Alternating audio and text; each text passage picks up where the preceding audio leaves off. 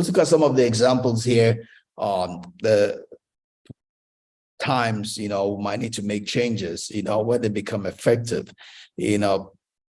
One of that we looked at is when the company is always playing catch up, right? If you're in an industry and things are always ahead of you, you're always trying to struggle, you're always in a hurry, right? If you're always in a hurry, that's a problem.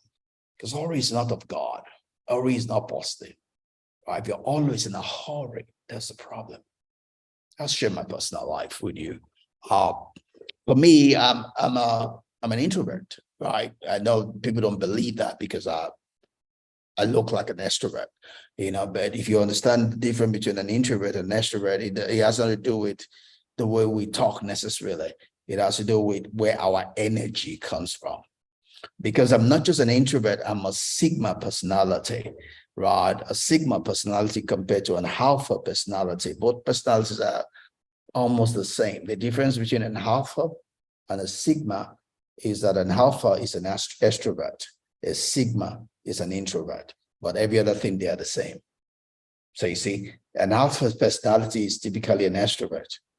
So when a seeming Alpha is an introvert, he is a Sigma personality, right? So that means for someone like me, data is important. I'm data driven, right? Like almost I'll be introvert because we're deep thinkers, right? It means that I can get confused when you are not giving me the right data at the right time in the right way. I can get confused if you're not organized. When things are not organized, I don't function well in that place. So as I get more in tune with who I am, right, I know that I have to always plan ahead. So you see, when I do this program, all the music that I need to plan, that I play as I get ready for this program, I already have them up to April. I already have all of the music up to about May, actually. Here I've already have the music I'm going to play up to May, right? And I keep working, I'm ahead up to May. So I don't come on the Sunday that I need to do this and I start thinking, oh, which one to play? No. Already planned till May, right? This that we're sharing right now, already closed this out.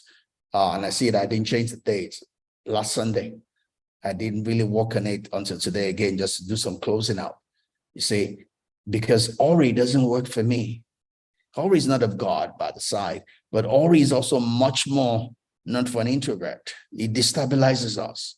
So you see, all that I'm sharing with you right now, already finished it last Sunday, right? I'm going to go for a program.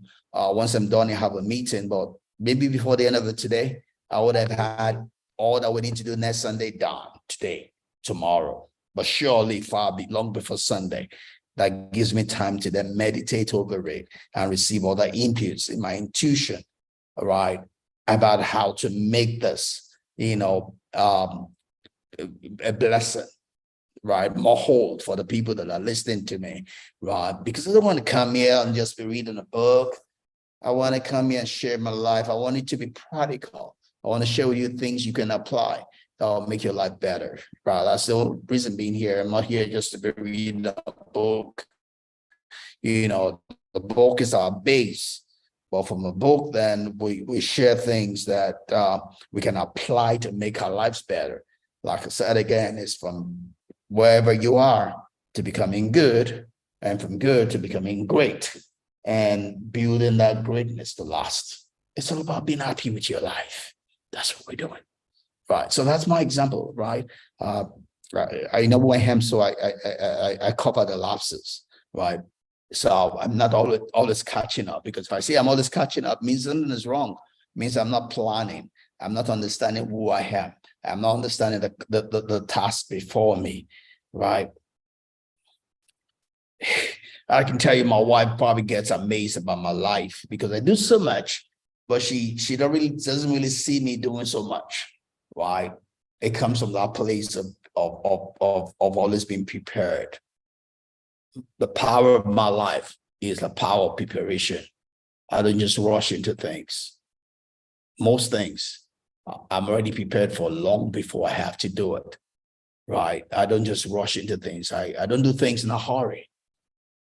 Hurry is not of God. Hurry is a demon. I don't do things in a hurry.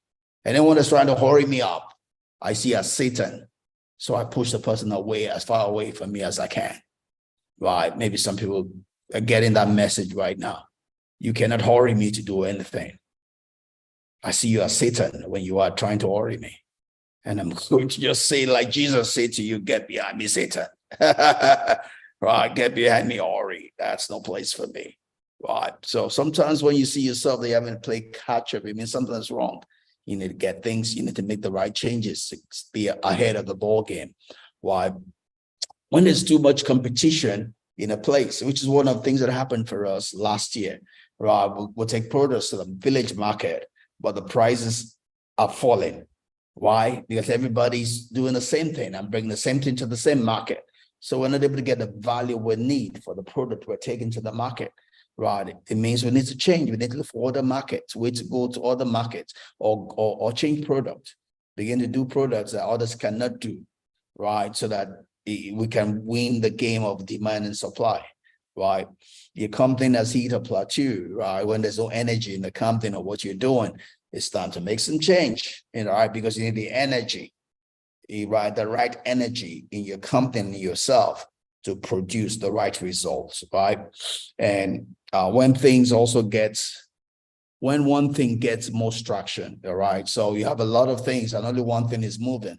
You need to make changes, otherwise you close the other things or you make some changes to bring about traction in those other things, right? And like the one that's making traction can become a product, you can upgrade it, but you need to harness the situation that you have also.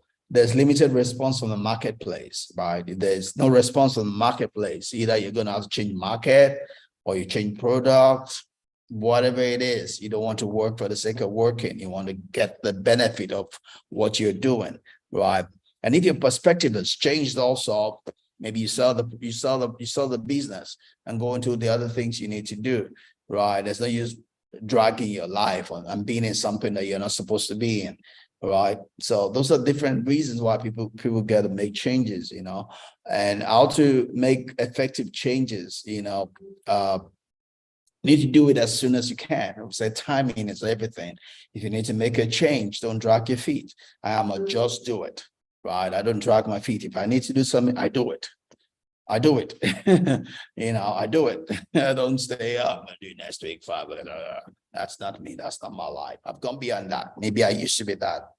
I write down every day what I need to do because I recognize that I work best when I noted down the things I need to do and I strike them off, right?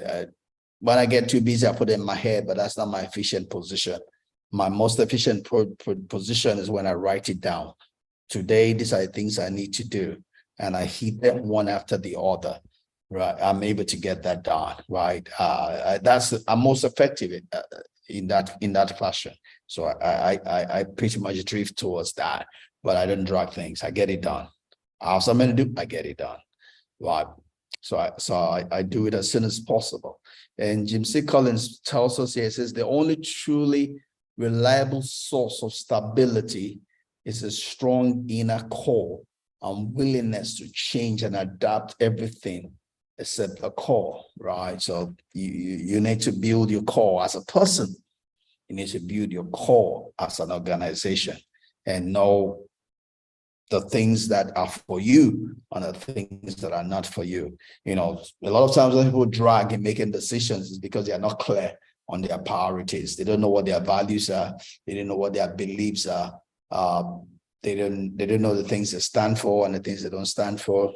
You're gonna have problems, right? You have to be clear about that. You have to be clear about the things that are for us, the things that are not for us, and just things that are not for us, things that are for us.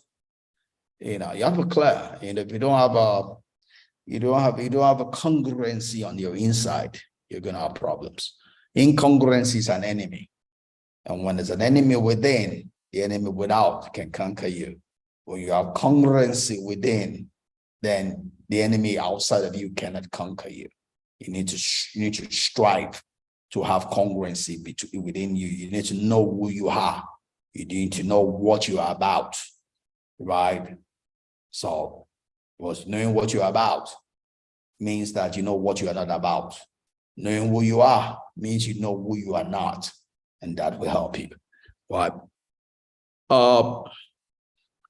So pick new goals that align with your vision. If you need to pick new goals, with everything needs to have alignment to your vision and build on and from where you are, right? So those are evolutionary changes. It could also be big area audacious changes.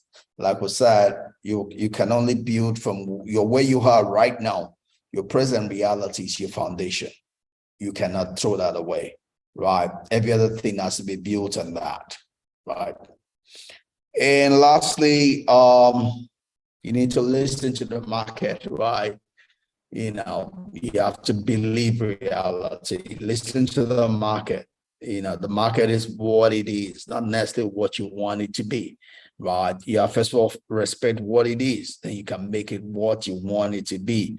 You have put the chicken before the egg. You have put the horse before the cart, right? You listen to the market, respect the market, then use it, change it if you need to. But you have to start from what it is to get you what you want it to be. Right. And always leave room for growth. Right. Don't get to the place where there's no more room for growth, because if you don't have no more room for growth, then you have no more energy, to push you, to drive you. You want to always have energy, because energy it wants to work. And if there's no room to go, no place to go with your energy, you're going to burn out. You're going to be in a rut, right? Your energy will be useless, right? So that you have to always have a place called there that you're pushing towards, that your energy is carrying you towards, right? So that's important. All right, that's all I have.